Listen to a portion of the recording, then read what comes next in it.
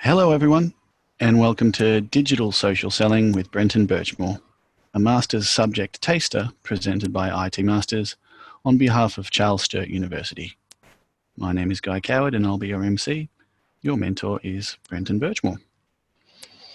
We encourage the asking of questions and the use of chat during the webinar, and there are two ways to do so in Zoom. We ask that you direct all course content related questions to the Q&A section, and that you send all administration type questions to the support team in chat, which is Chantel. You can chat with panelists only or to your fellow listeners, and you can make that choice by toggling through the drop-down box once you've opened the chat log. You can see the icons at the bottom of the Zoom screen. There are usually some very experienced industry-based attendees in our webinars, whether it's for the short courses, paid courses, or these single sessions, and they're always very helpful with any queries you might have and help augment any content that the mentor is delivering. Zingers are lauded, but please keep them light, and if you have any any questions, we'll have Q&A sessions periodically, or I'll interrupt if a question is particularly relevant. Brenton Burchmore has been one of our key content developers over many years with IT Masters and CSU in all sorts of major areas, from project management to digital marketing. He is also a key pillar of our free short course program, which I strongly encourage those of you that haven't to look at, and that they help students get access to the free resources and get a taste of what university study is all about. He's also a wonderful mentor and lecturer, and I'm very happy to welcome him back onto the short course program and single session program because it's been too long. Could you please all welcome Brenton Burchmore? Thank you, Guy. Hello, everyone. Good evening, good morning, good afternoon. Welcome from, I'm from Singapore at the moment. Lots of people from various places around the world, so whatever time of the world it is there, I hope you're having a good day. We have an hour to chat to you tonight, and we're going to go through a few basics about what this subject really is, and then we're going to go through some of the nuts and bolts of one particular topic, which is going to be a bit about content and the user experience. So we're going to cover quite a few things tonight. I've also got a few example websites to show you and chat about. So we're going to take what we've discussed a little bit in the theory and then try to spot those things happening in a few websites that we'll put up on the screen and go through in detail. As Guy has said, if you have questions, please use the Q&A tool, which is a great place for anything that you want to say, comment, etc. If you're just chatting to each other, please use the Zoom webinar chat.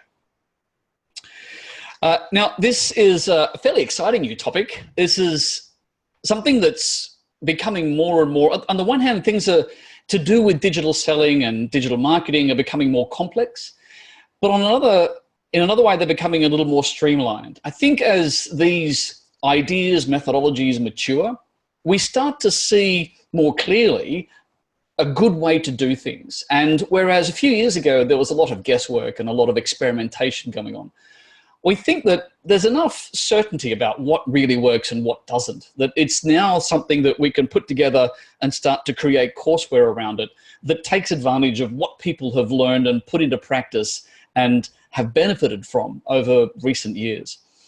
And this has led to some structure coming out of what are the different aspects of digital marketing, digital advertising, and digital selling.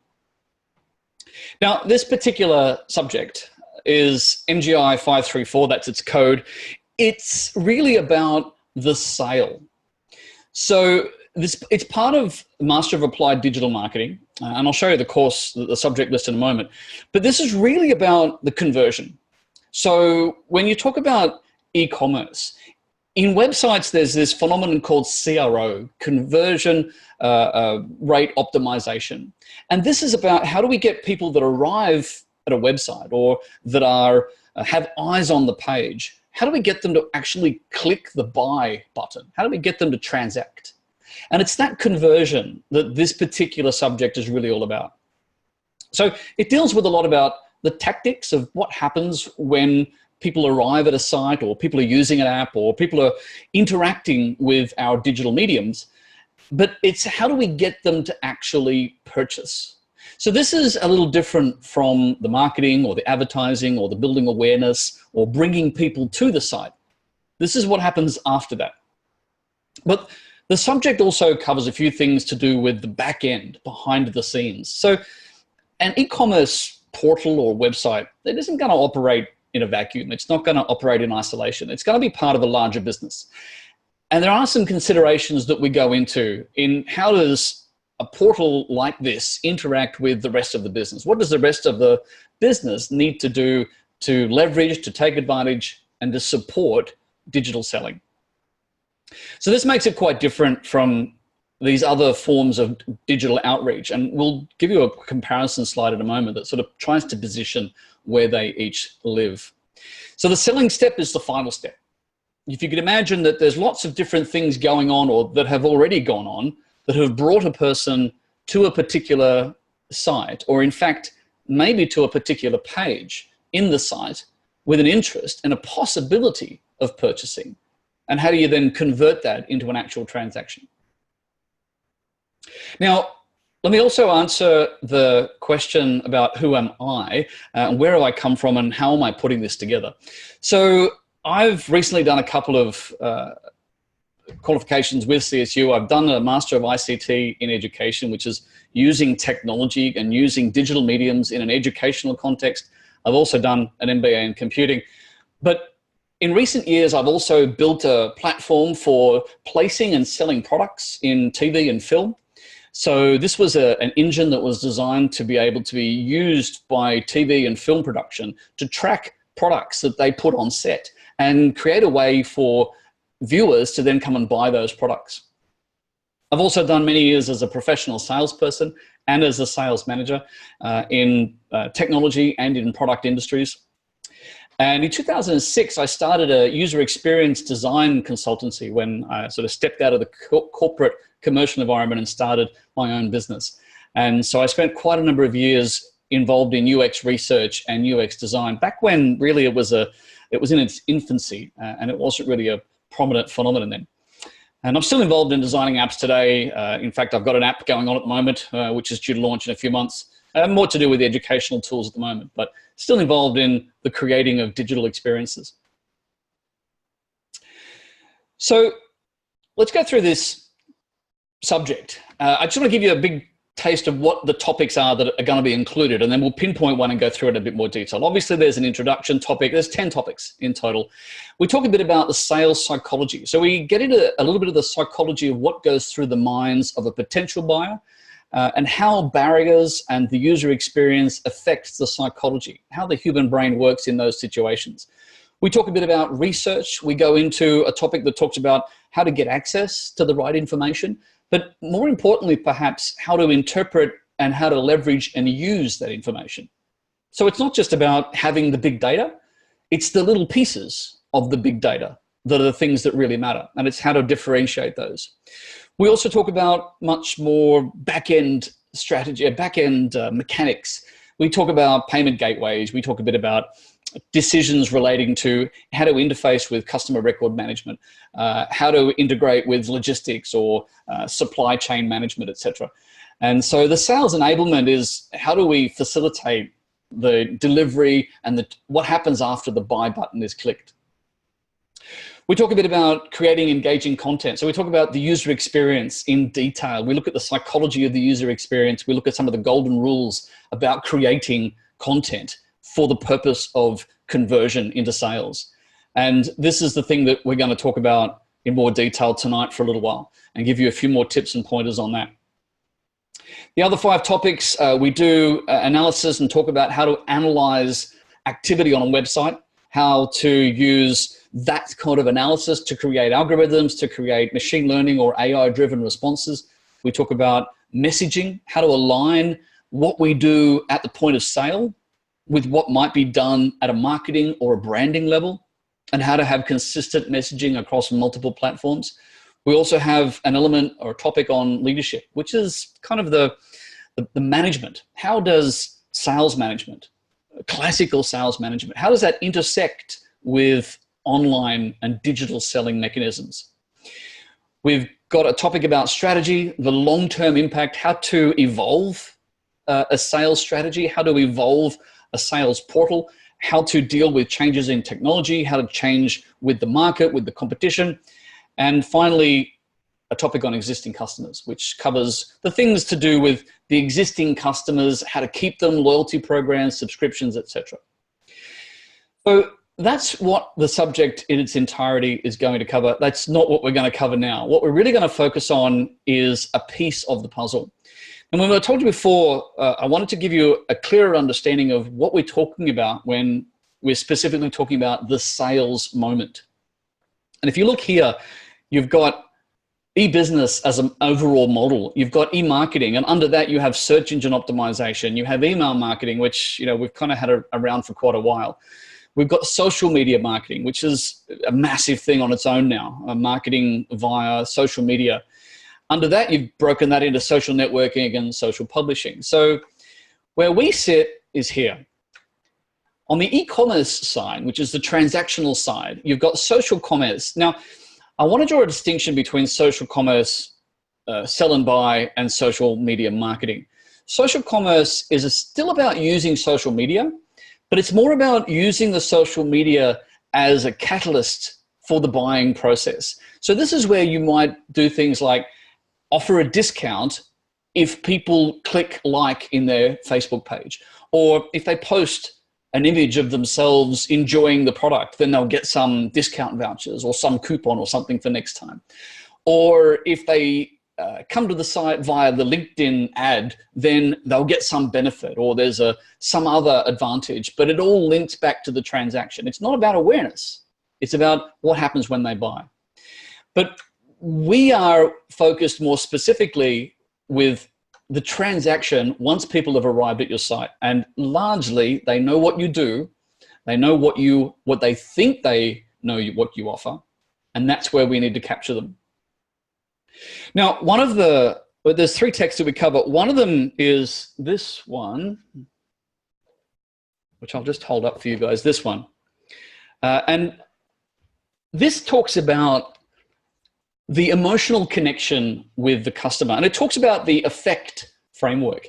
Now, the affect framework is something that's very important in the way in which we create content. Because when we get a customer or a prospective customer at our site or portal, we want them to go through a sequence, and psychologically, they will go through an affect sequence. Now, we're talking about affect here, specifically in terms of an emotional movement, an impact on a person's emotional state. And the way this book describes it is breaking it down as cognition, affect, and behavior as a sequence, and it's cyclic. So when we talk about cognition, it's purely intellectual. It's purely logic, thoughts. It's the information evaluation process. The affect portion is our physical response. Now, we talk about emotional response, and we need to be clear that what we're talking about here is emotions as a physical response, because emotions are essentially a burst of electroactivity within the brain. They are a burst of chemicals within the brain that changes the way that neurons in the brain function. So it's all based on a physical response, and we have limited control over how our body and our brain responds to things. That's our base emotional response. But this is what then leads to behavior. So the theory is that we don't behave, we don't act without an emotional reason. So our cognitive is largely influencing what action we will take. But our emotions is largely influencing whether or not we can be bothered to take the action. So if you look at this from a buying point of view, your intellect might tell you or will significantly influence which one you will buy. But the emotional state is what's going to determine whether or not you'll buy the one you've chosen. So to facilitate a transaction, we need to be able to shift all three of these and move all of these at the right point in time.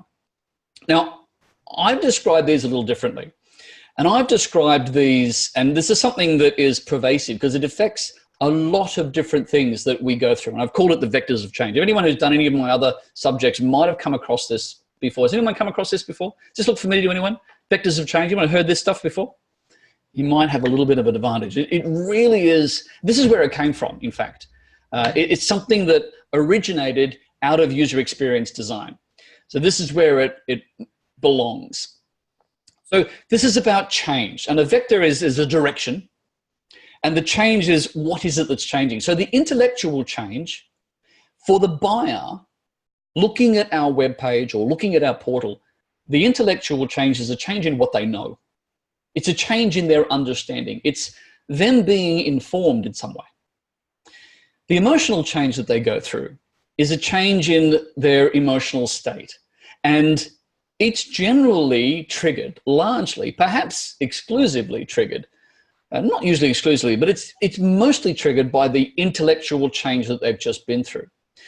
The extra component is their pre-existing beliefs, their pre-existing understanding, their presumptions, whatever they came with that we may or may not have influenced through the intellectual change that we took them through. So if we've educated them, we also then need to get them to feel something, because without that, they're not going to click buy. And the reason for that is that every purchase has a cost. Now, yes, we have situations where costs are so small and people's wealth is proportionately larger that it's a no-brainer and they don't really feel the pain of paying for something. But those are the easy wins that we don't need to work for. It's all of the other wins, the vast majority, that we're really interested in trying to earn. So because there's a cost in exchange for the item, we need to have a motivational reason, and that comes from our feelings. So the third change that we need our buyer to go through is the motivational change, the thing that makes them click on the buy button and follow through whatever the process is, because they know that there'll be a process. They know that there'll be steps to go through. They know that there will be some kind of whatever happens next. And that's what they've got to be willing to go through. Brenton, we've actually got a question out of that slide. Jeffrey's asked, can the effect framework be applied to a niche group of consumers? And what might be the challenges when comparing, a niche group or to a general group of consumer types? Generally, the more niche that you can apply this, the better the effect will be. So the answer is absolutely. If you can compartmentalize the journey of change, and we think about it as a journey of change. And by creating a niche for a particular type of customer or for a particular type of product or service or something, and trying as best we can to understand what is specific about the changes that a buyer would need to go through. Like, what do they need to know? And some of the websites we'll look at will cover some examples. If you're a business and you want to buy some sort of Wi-Fi broadcast solution for your entire office floor, you're going to have a few more intellectual steps to go through. But if you're selling headphones, you're not going to have as many intellectual steps to go through, but you're going to have more emotional steps that you need to get your buyer through. So analyzing and planning for specifically what journey your buyers need. Now, you run into cost problems where you can't really afford to build a website for each and every product that's entirely different, nor should you, because there's also a value in having a certain consistency. And this is where you get the general group phenomenon. So you end up with a bit of a balance. And you do find that you get places like Amazon that have settled upon a very well-engineered experience that is generalized, but you get other niche products, and you get companies that start their journey by selling through places like Amazon, but end up creating their own site because they need to tailor for whatever it is that they're doing. Beauty, thank you. And thank you, Jeffrey. Feel free to send any questions. Yeah, any other questions that pop up, we'll check for them at the end of each slide. So let's talk a bit more about the user experience. So what Jeffrey's question has helped illustrate a little bit is that the user experience is something that we can define. We can try to define. We should try to define. We should try to understand what is the journey of change that a potential buyer should go through to get to the buy experience. So if we can predict what they're going to need to go through, we can engineer that experience by creating a site that's going to maximize that. And the content in that site, the way we structure it, where we put it, how we create this journey is going to be influenced by that.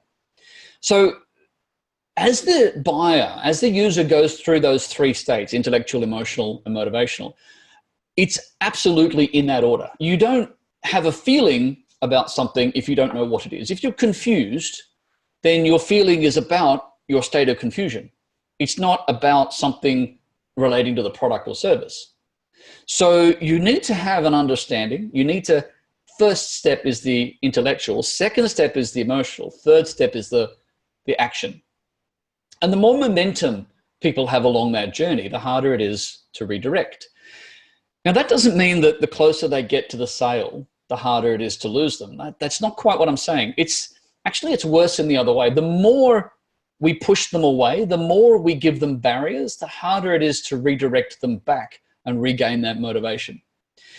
So if we misinform them, or if we create barriers through the intellectual change process, then those barriers will be carried forward. They will add and accumulate into more frustration if they get into an emotional change.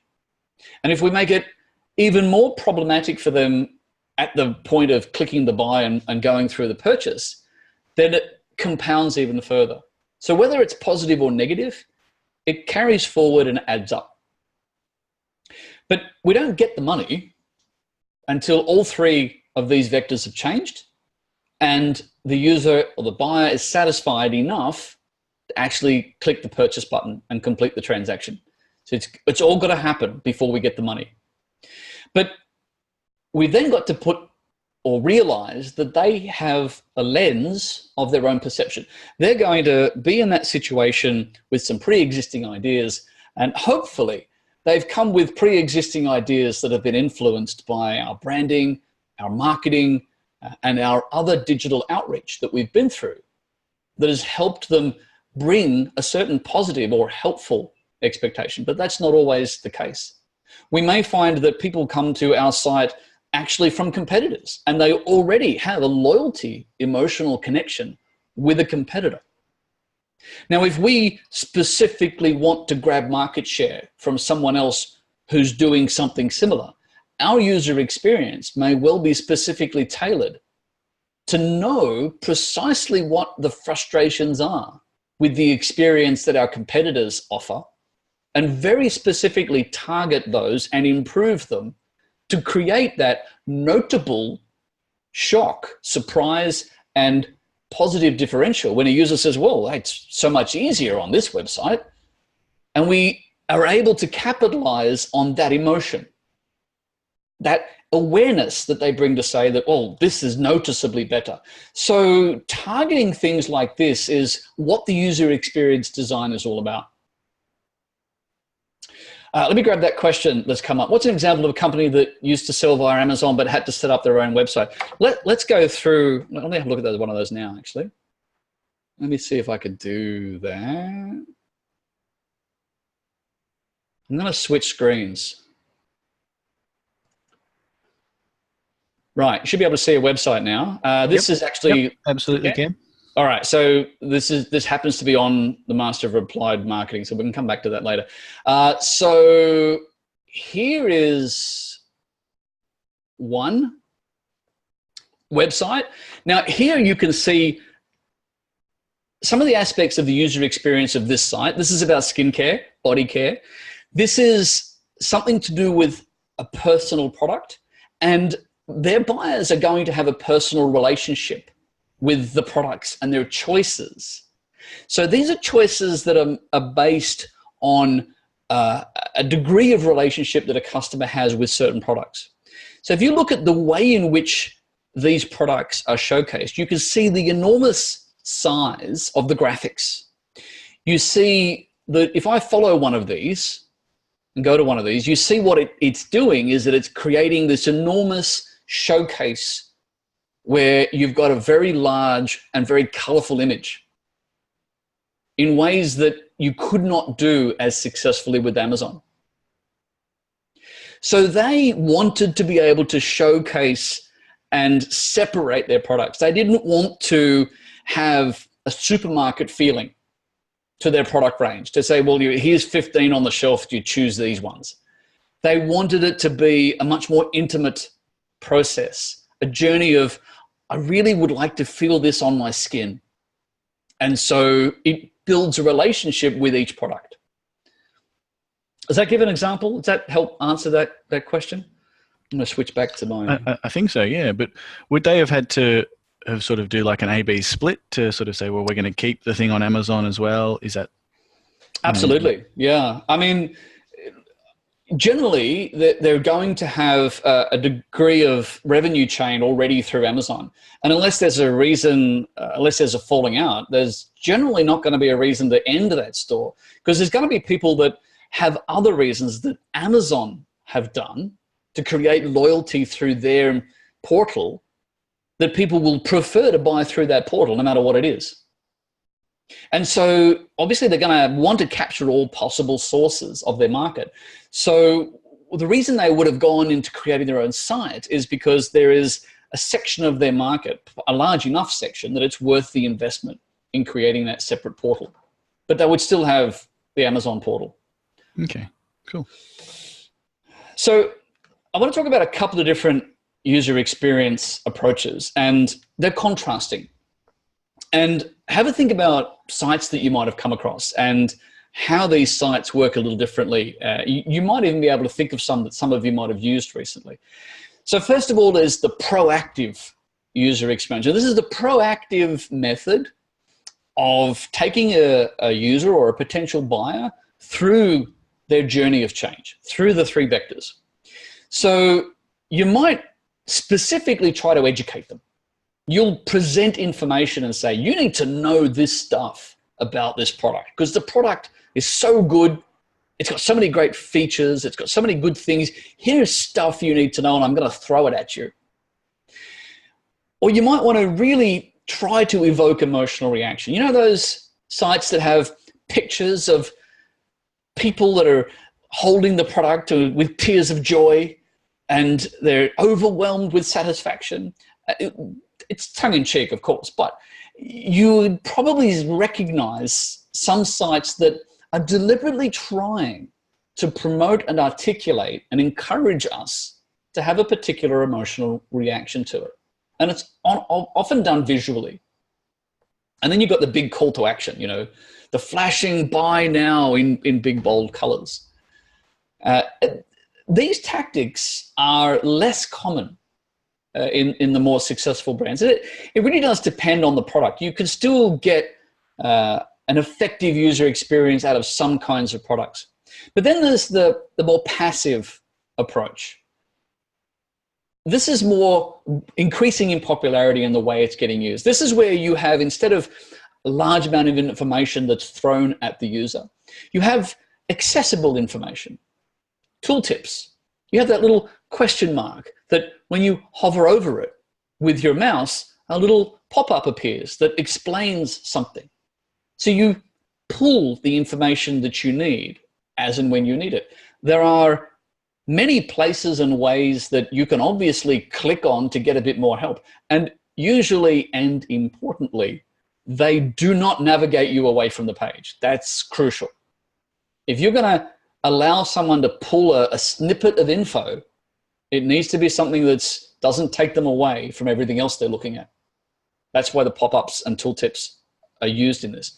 You have implied or reinforced emotions. This is where you might have a marketing stream that's doing its job to associate your product with certain emotions and certain feelings.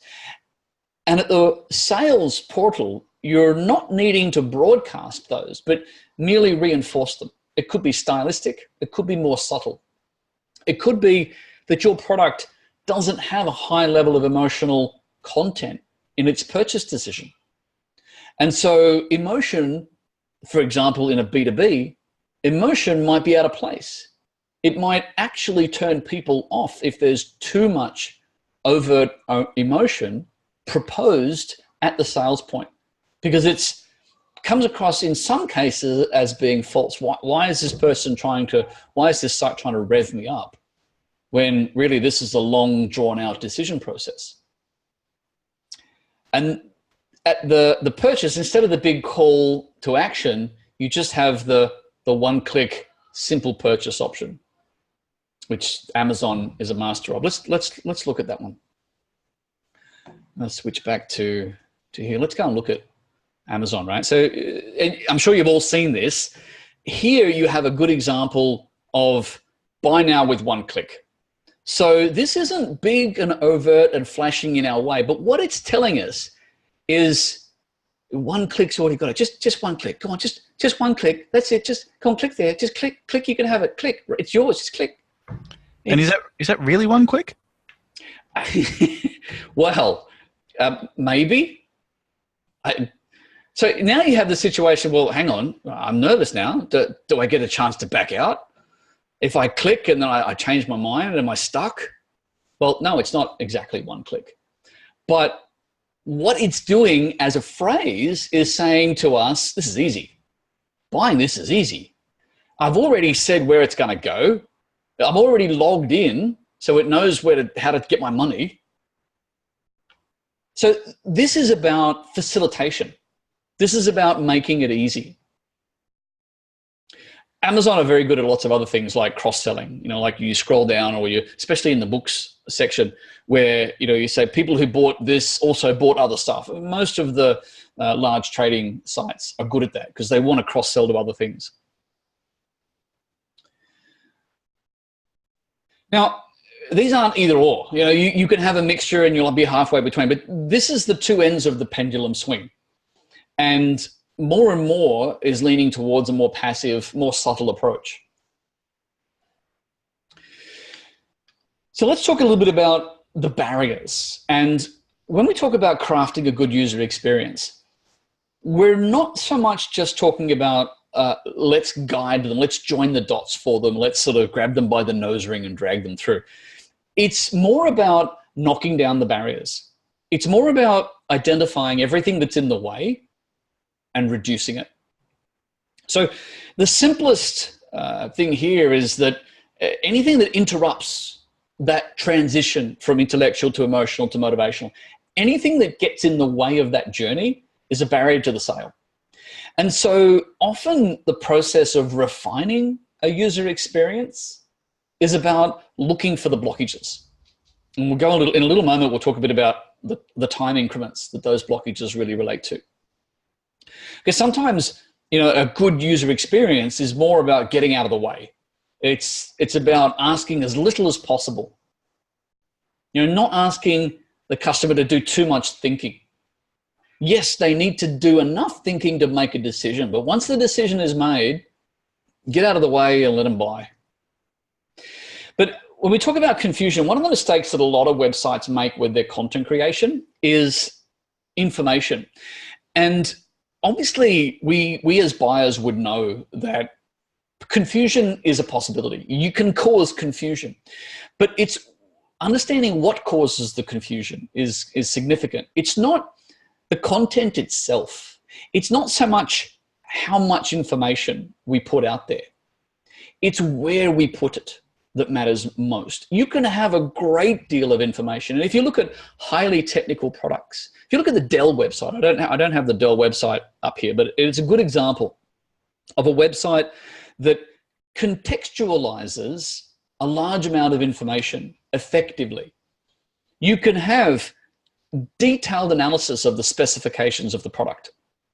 You can have detailed analysis of the reviews of the product. You can have the simplified summary version.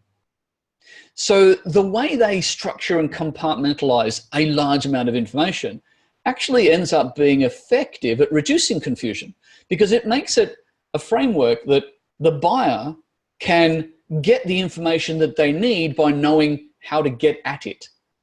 So you can have a lot of information. As long as it's structured, you can avoid confusion. But this is an example of what you would be looking for as a barrier to deal with when looking at the user experience. You say, well, at this point in the process, what's the kind of information that the user might want? And is that information available at that point?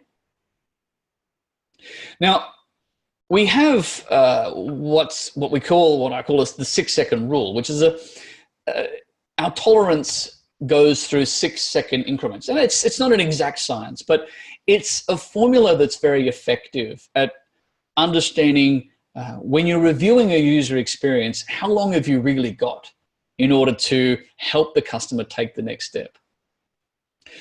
And when it comes to the information and when it comes to the processes, remembering that it's a decision they have to make, that being able to make a decision is not just about getting what you need. It's about knowing what you can ignore. Because clarity comes from focus. And focus is not about knowing everything.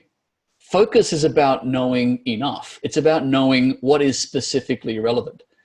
And that means a buyer needs to be able to make the decision about what is not of value to them. And one of the mistakes a lot of sites make is that they push or encourage buyers and require them to consume more information than they really need in order to make the decision. And this is where confusion can occur, because they feel the need, there's this thing I've got to read here, and then there's this I've got to read, and there's this I've got to read. And what was perhaps an easier decision has become more complicated because they don't necessarily know whether or not they can ignore these bits and pieces. So our user experience can help guide them in the layering of the information. Let me get to this question that's popped in. Have you found hover annoying and off-putting for some users? 60+ users, disabled users who are frustrated and leave sellers' websites because the hover disappears when they move to the mouse. So hover, I think the short answer is yes. If you use hover, there's a few tricks that you can use. Now, hover is an effective way of layering. And I just talked about layering and the importance of layering. But using hover like hovering your cursor over something to get a new pop-up or a new something happen, it can be very effective, but it needs to be done in an easy way. So don't make your hover space too small. And I myself have been frustrated because my hover space, when you go over a cursor and you try to then go down and across, and it's like you get slightly off and your menu disappears. That is absolutely frustrating. And if you find that happens, and your website analytics should be able to tell you, because if you can see statistics of how often do people re-hover before they click the next thing, that will tell you that hover is a barrier, or the way in which you've implemented hover is a barrier. And if you can then, as this question here, if you can then profile that against certain categories of users, that could empower you even more. So yes, it is relevant, and it is an example of the kind of detail that is important when you're thinking about how you structure a user experience. Let's talk about the 6-second rule for a second. 6-second rule is about what happens when we hit a barrier. So we're in a website, where we are a potential purchaser, and there are challenges. There's barriers along the way. What happens? And this is very generic. There'll be people that'll reach these checkpoints in half the time, and there'll be people who'll take twice as long. But if we use this as a guideline and work to this formula, you'll be able to solve the majority of challenges that your website will bring. So in the first 6 seconds, we are, as a buyer, happy to, we don't even think that this is a problem. If we've got to the next step within 6 seconds, what does, I need to find out the specifications. There they are, right, I can now look at those. Or I need to compare with other products, or whatever I need to do. If I can do it within 6 seconds, that's cool. I'm very happy, I have full momentum. For the next 6 seconds, we become, at the very least, subconsciously aware that this is taking longer than it could have or should have. So we get into a point that says, okay, well, I'm aware that this isn't as quick as it could have been. But we're prepared to forgive the website at this point because it's still within the second phase of 6 seconds. And maybe it's me. Maybe I didn't look at the right spot. You know, we're not going to blame them for anything yet. And you get to the third bracket of 6 seconds. We're still in the intellectual phase. We're still thinking our way through this. Now, we now become aware that really we should have found this by now. We should have solved this. We should have been able to move on.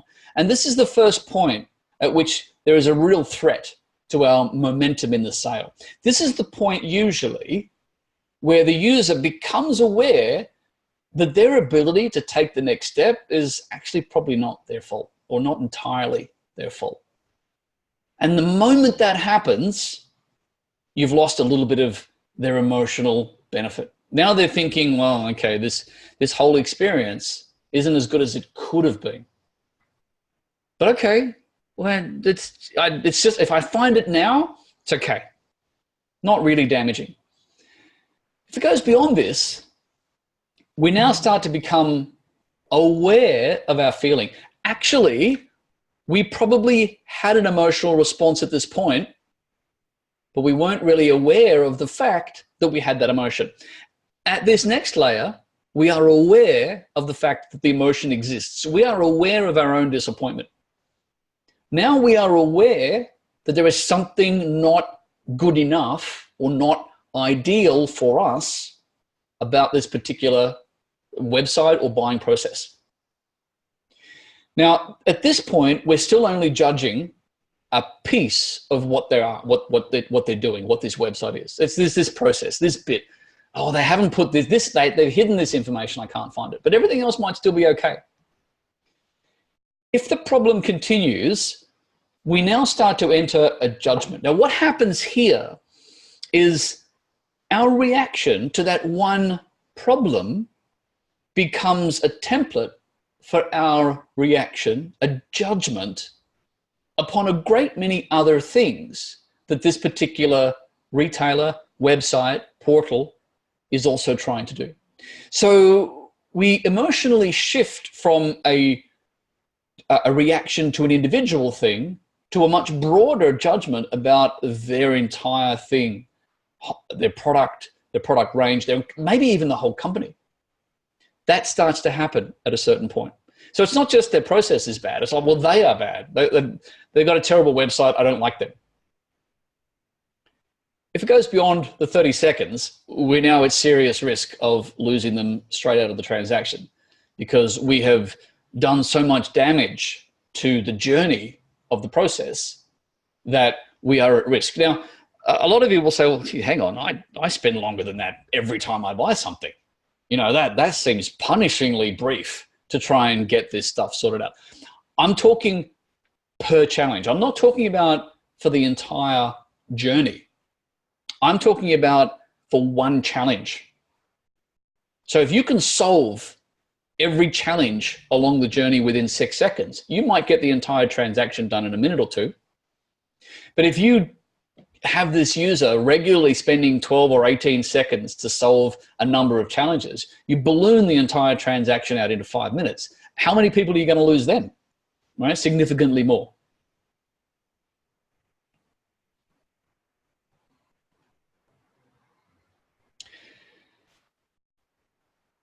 So we've talked about this as being a buying decision.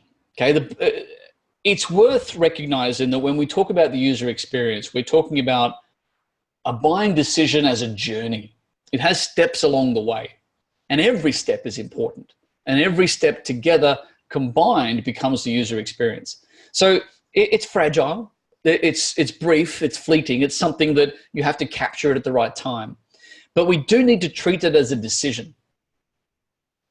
And we need to give them whatever they need to make that decision. But once the decision is made, we need to get on with the next step. So let's look at these three vectors and translate them into content. What does our content need to have in order to work through these 3 stages of change? Well, we need to have content that's informative. It needs to have enough information that's suitably accessible and layered and structured, understandable enough to do what? To make a decision. That's our goal. That's our test. If the information doesn't add towards the ability to make a decision, maybe we need to edit it, alter it, structure it, place it somewhere else. Can they relate to it? Can the buyer relate to whatever the ownership, whatever the benefit, whatever the outcome is that they get by parting with their money? Can we help them relate to that? And in some cases, if it's fashion related, there will be a very different relationship, like with the skincare products. This is an intimate relationship we have with something that we put on our skin. It's quite different from a piece of technology that we might use, or something that we might use in our home, something practical and functional. And our content needs to be actionable. It needs to be not too complicated, but yet trustworthy, something that allows them to grab hold of their momentum and their decision to buy. And then from that point on, it's like they've put on a safety belt. And it's like, okay, now the next step of this process, they're going to guide me through it. I've done the hard work here. I've chosen which one to buy, and I've decided to give them my money. That's my hard work, right? Their job now is to make the rest of this easy for me. And if we don't, well, we've let them down. So some golden rules. We need to have a bit of predictability. When we put information in a certain place, it needs to be in the same place every time. We don't want to hide it over here. Remember those apps, the software, right? And some software, I won't mention names. Some software is pretty good at rearranging their menus. Remember how wonderful that experience for us is when we go, they've moved that command, it's not there anymore. Remember those feelings that we get every time that sort of thing. Our phones are great, right? Every time they update the operating system, they'll change the way some of the apps work. Right? I mean, yes, they have good reasons, and I'm sure they've done a lot of research on why it's a good thing, but we still feel that frustration. Now, sometimes it's necessary, but if it's not, don't do it without a good reason, because there will be a consequence. Reliability is about making sure that things do what it promises. Guy made a very good point, right? Buy with 1 click. Well, if it's actually 3 clicks, I mean, Amazon have obviously made the decision to say, well, we're going to buy with 1 click, but usually there's another step in the process. So we need to be careful about promising what's going to happen if it doesn't happen like that. It's got to be content that aids the decision, enough to facilitate a buying decision. Now, we're talking about FUD here, fear, uncertainty, and doubt. There's a saying that says that 10% of fear can ruin 90% of certainty, or 10% of fear is stronger than 90% of certainty. Right? People can be 90% sure that they want that, but that 10% of fear and uncertainty might mean they don't buy. And sometimes the hardest job to do when creating content is not creating that 90% of certainty and desire, but it's overcoming that 10% of fear and uncertainty. And this is where things like, this is why money-back guarantees happen. Fear and uncertainty, what if it's the wrong size when I get it? Well, you just put it back in the bag and we'll come and collect it. Where did that come from? It came from dealing with that small piece of fear and uncertainty. Yeah, I want this, I like it, it looks good, I can afford it, I wish I had one, but what if it doesn't fit? Well, we've got a solution for that. So it doesn't matter whatever your product is. If there's an element of FUD, you need to deal with it as part of your content. And actionability is about, once you've got them in that moment, and once they've clicked buy, everything's got to focus on getting them through to the end of that process.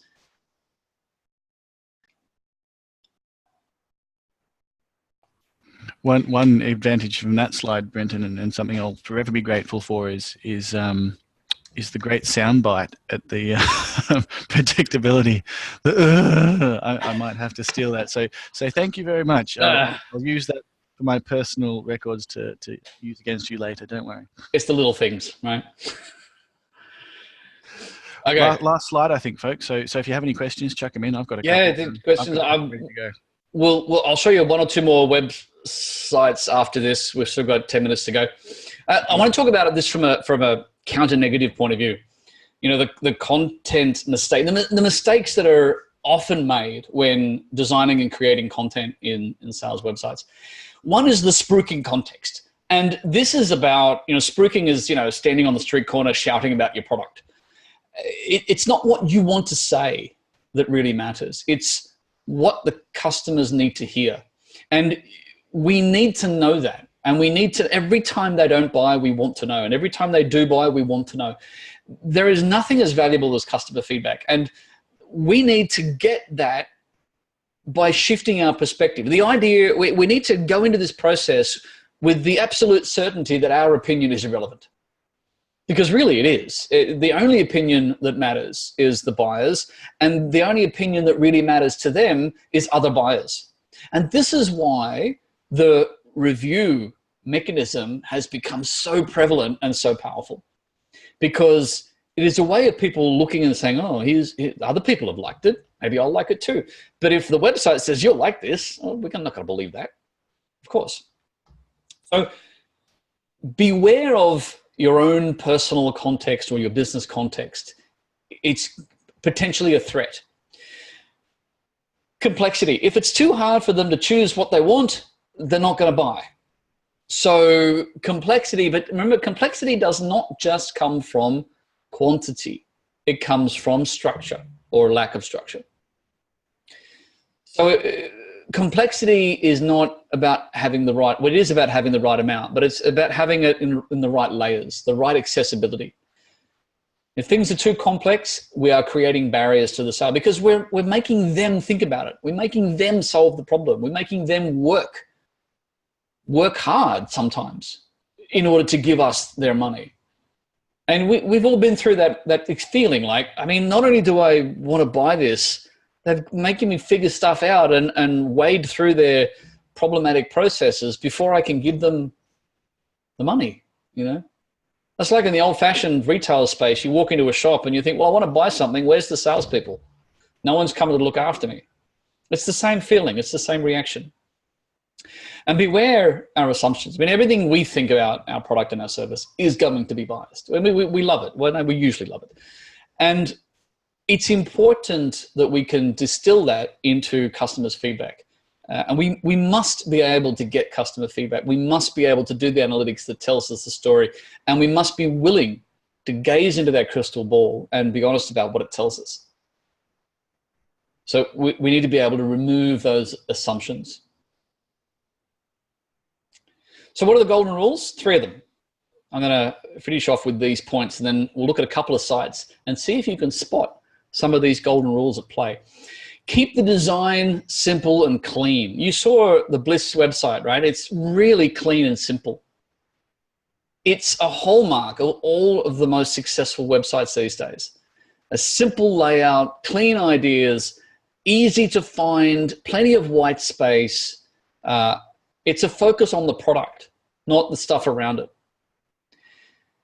Make the design relevant to your product, your customers, your business. It's got to be relevant. It's got to be a user experience, a decision-making journey that's very specifically tailored to what your customers want, think, feel, what you want them to go through, what they need to go through, what they tell you they want to go through in order to buy your stuff. So tailoring is essential. Don't fall for, you know, the one site fits all. You get some template, whack your products in, put some pictures, and hey, you're done. Or maybe if that's all your budget can allow, then yes. But even then, you still want to try and tailor how you go about it. And the third golden rule is you need to focus on the journey of the user experience. There is a journey to making a sale, and that journey needs to be cared for every step along the way. The sale isn't a one-time thing. It takes time. It can be quick. You know, it can be a number of seconds, but it's usually not. It's usually quite a bit more than that. So we need to make sure that we are protecting the whole user experience, not just some bits of it. Now let's have a quick look at a couple of other sites.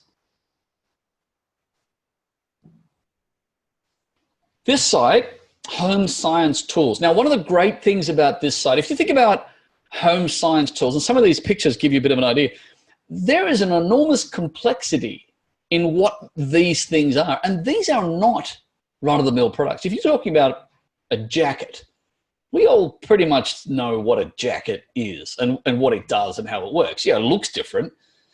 But this is a product range where it's not intuitive automatically what it does. So what they've done and what they've focused on, because of their specific product needs, is a categorization system that makes it very easy to structure the different types of products they have in ways that work with what kids are going to be interested in. So this is hobby related, this is interest related, and that's how they've structured it.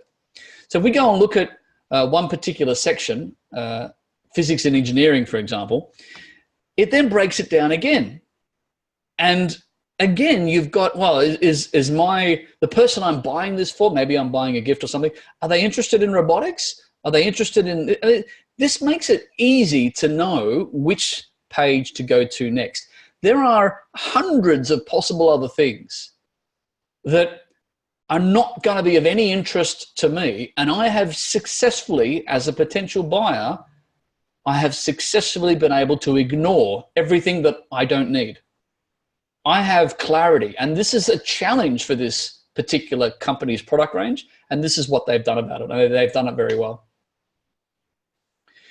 This is another very successful site. Okay, so this is vitamins. I've actually gone into one of these already. If I go back to the front page for a second.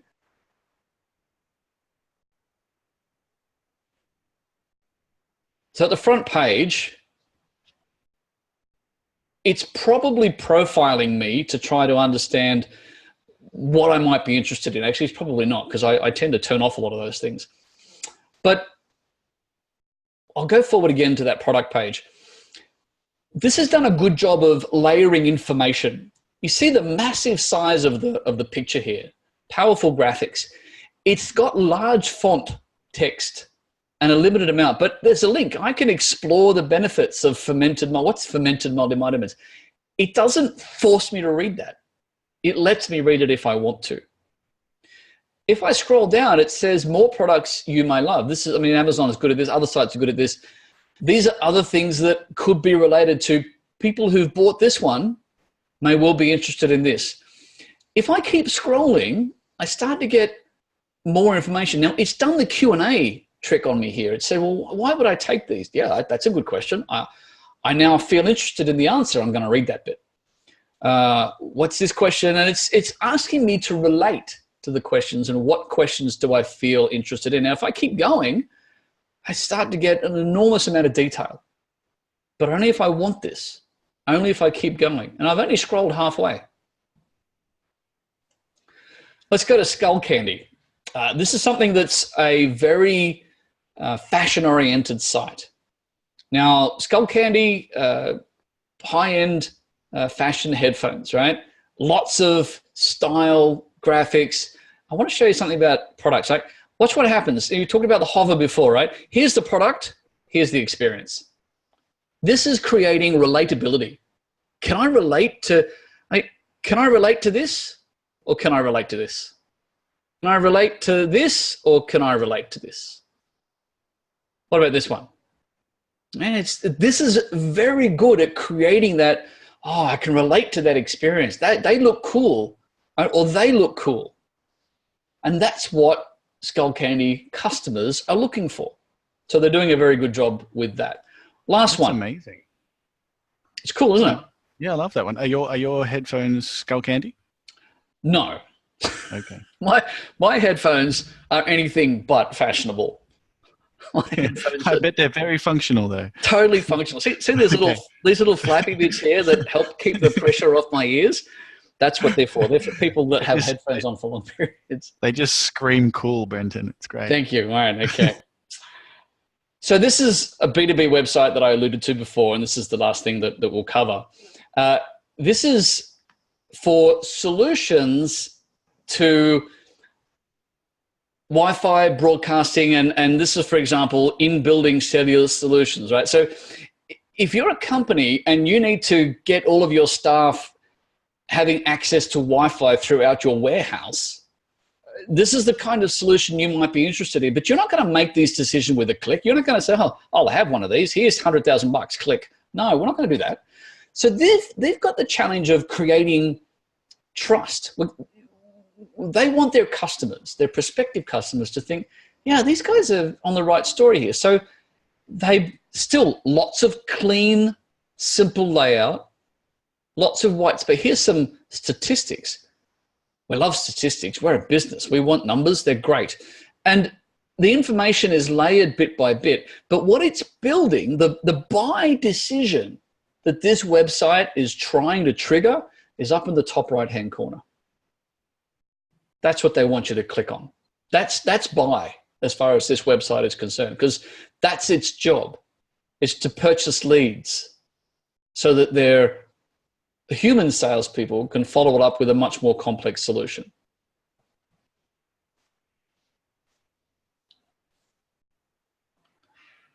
So, not a lot of questions. Are there any more? Just a quick summary. This runs next session. It's in the Master of Deploying. It learns how to convert users by. And here's my awesome call to action, flashy, glowy thing. There it is. Oh, that's very good. How's that for cheesy? I'll hide it. It's too cheesy. It's embarrassing. Excellent. All right. Well, I've got a question. If anyone else is going to jump in, feel free. I assume that there's applications outside of selling to your vectors of change and these sorts of principles.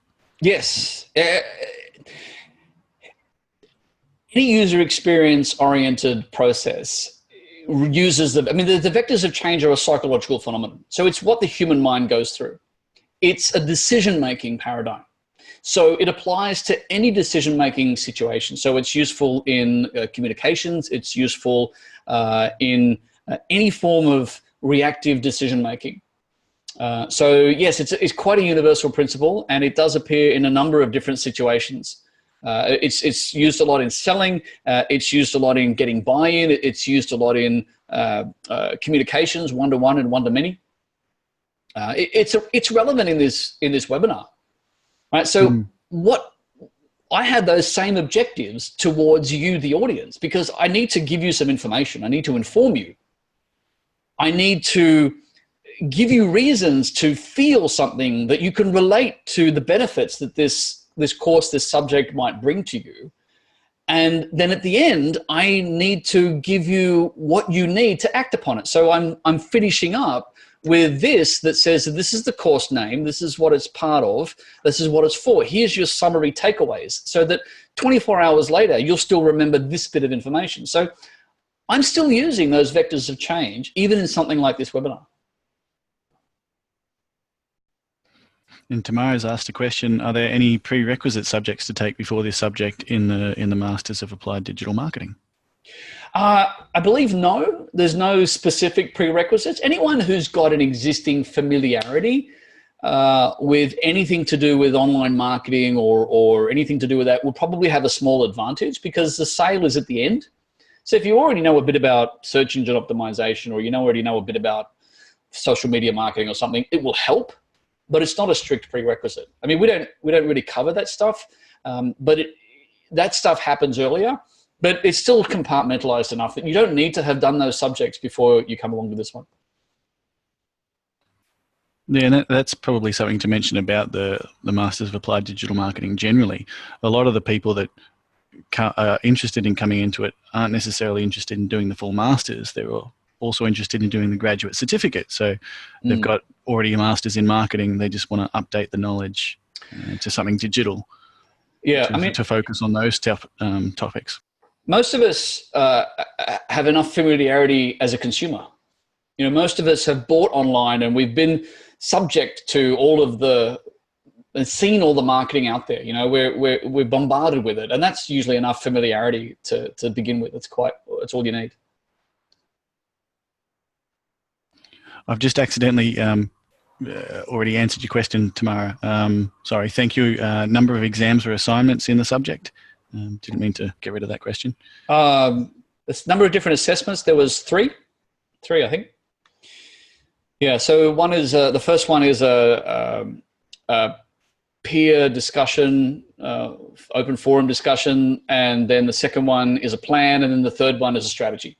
So you create a fictional product or choose something that you want to create some sort of plan, and you deal with all the questions of how you're going to define your user experience and how you're going to deal with this, this, and this. And then the final one is all about the larger strategy. How does it integrate with the business, logistics, payment gateways? And so you create this artificial plan based around a product that you choose. But the first one is, yeah, you look at a few portals like this and critique them, the good and the bad. So yeah, only three. Alrighty, thank you. I could only really think of one more question about the content. You've talked a lot about, I guess, knowledge and understanding before emotions and action. What about, does the user experience affect the underpinning values and those that sort of inform those preconceived ideas? Or is that a different topic? Is it a different subject? Is it a different part of what we're trying to achieve? Normally, I put that into the marketing category because that's more subconscious. So that's where branding has a role to play. Branding has a role to create a subconscious understanding. And branding is as much about what's not said as about what is said. And that is meant to create a subconscious or subliminal pre-existing notion or understanding. And if it's done its job well, then a prospect will come into a situation with a reasonably accurate expectation of what you're expecting to get. If they've got that wrong, and if you have a situation where you don't have a lot of branding or marketing going on at all, then yeah, you may well need to take that into account and say, okay, well, we need to do a little bit of education. Who are we? What are we? And you might need to do that stylistically, or you might need to do that informatively and logically. What are we? What's this all about? But ideally, you don't need to do too much of that. So usually it's separate, but if you need to do something with it, you can, but it is not strictly part of the user experience of the buying process, at least not insofar as this particular subject covers it. You could look at that from a point of view of a marketing thing, but other subjects can and should do that sort of look at that. Okay, great. Thank you. That's all for questions at the moment, it seems. I guess all that's left to do is thank everyone for hanging around. We kept class a little bit late tonight. Hope you enjoyed the free content. Thanks for turning up. Also love to thank Chantel for organising and looking after the chat. And of course, Brenton, it's always such a pleasure working with you. Thank you so much. Hope My pleasure. To you again soon in a short course. I'll let you finish up and end the webinar. All right, and thank you, Guy, for your excellent MC tonight. Thank you, everyone, for coming along. Thank you for the questions, and I do hope to see some of you at some point in the near future at the next short course, or maybe even with the uni. Until then, that's all for us for now. Thank you, and good night.